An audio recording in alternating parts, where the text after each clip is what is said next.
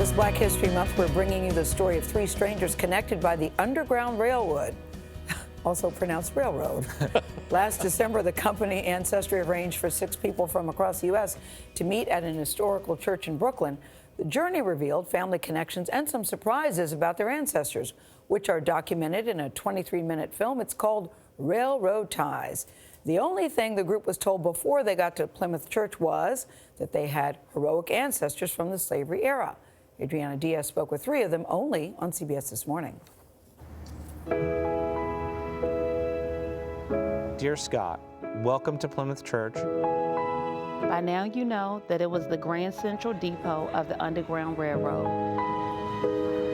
If you look around, you are among the family members of Anna Maria Weems, who has a very personal connection to your family.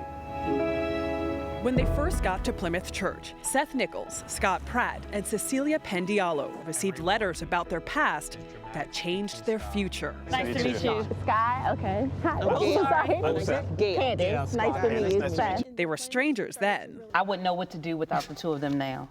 Yeah. Really? But now, back at Plymouth Church just 2 months later, they feel like family. You didn't think that I would be ever sitting between these 2 guys and calling them my brothers, you know, but they are now. And I dare anyone to do anything or touch any one of them because they got a sister that's going to fight for them now. What they discovered is that they're not related through blood, but through a shared history. There's an amazing connection that goes back 170 years, you know, that we've had the opportunity to learn about together at the same time. Seth is a descendant of a prominent Brooklyn abolitionist, Lewis Tappan. I knew that my ancestor was an abolitionist, but I didn't have the real connection of who he was helping.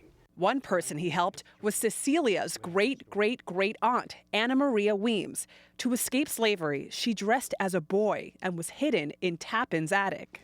So this is where the runaway slaves would be. She passed through this dirt floor basement of Plymouth Church on her way to freedom. And how does it feel to discover that past for yourself personally and then connection to the man sitting to your right? I mean, it just makes it 100% real.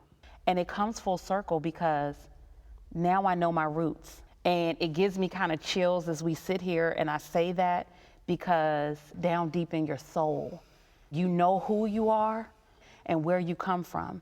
And now I have flesh and blood brothers to back me up and put that behind me. It's amazing. It's amazing. We love you. Oh my gosh.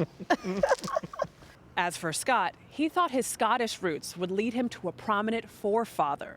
All day long I had been asking Seth and everybody trying to find that Scottish connection, that Alexander Hamilton connection. But his DNA revealed something else. You are the son of Christopher, the son of Muriel, who was the daughter of Frank, who was the son of Mary, the daughter of Sophia Gray, who escaped slavery with both of her children through the assistance of the Underground Railroad. At the point of the documentary where your history is revealed, I was like, what? That's right. Scott is a descendant of runaway slaves. His ancestors passed as white. This isn't like my great-great-great-great-great. This is my great-great-grandmother. Could have been dragged back into slavery. She was property. At the end of the day, what they wanted to do, and that was to pass for white, they did it successfully. So I'm so proud that I could be here with you today, but on the same token, all of my heritage has been erased. It's all gone. There's a lot of sadness around that. So you feel a loss for your African-American history that you never knew about?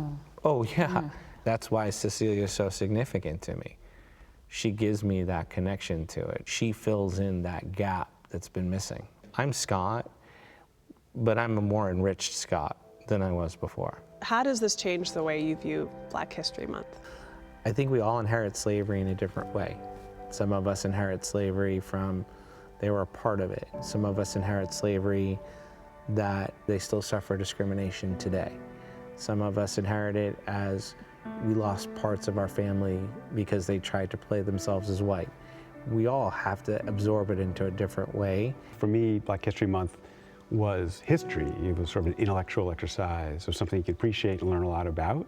Suddenly I'm like, no, actually this is our history. This is everyone's history. The Tappan family risked everything to give others basic rights.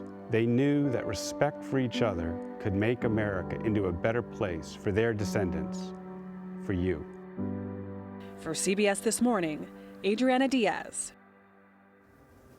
That's such a great statement. We all inherit slavery in a different way. I also like when he said, you know, when you talk about Black history, it really is everyone's history. Yes. I love him making the distinction about I that. hate the idea of Black History Month. I It do should be too. every month. It's not intellectual when you're standing in that church. Yes, it should be every month, and by the way, it's the shortest month too. I just think it should be, really, it should be part of everyone's It is. history. It's part of our I history. absolutely agree with that.